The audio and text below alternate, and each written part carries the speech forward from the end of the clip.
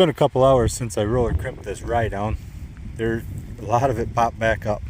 I don't understand why, because it is in anthesis, and maybe I should have waited a little longer, I guess. I don't know. But here's another farm around and find out thing. I left this part here as a, say, interseeding into the rye. I have the soybeans here, and I'm going to have my combine guy, when he combines this rye, I'm going to have him just leave the header up a little bit. See what happens. Thanks for watching.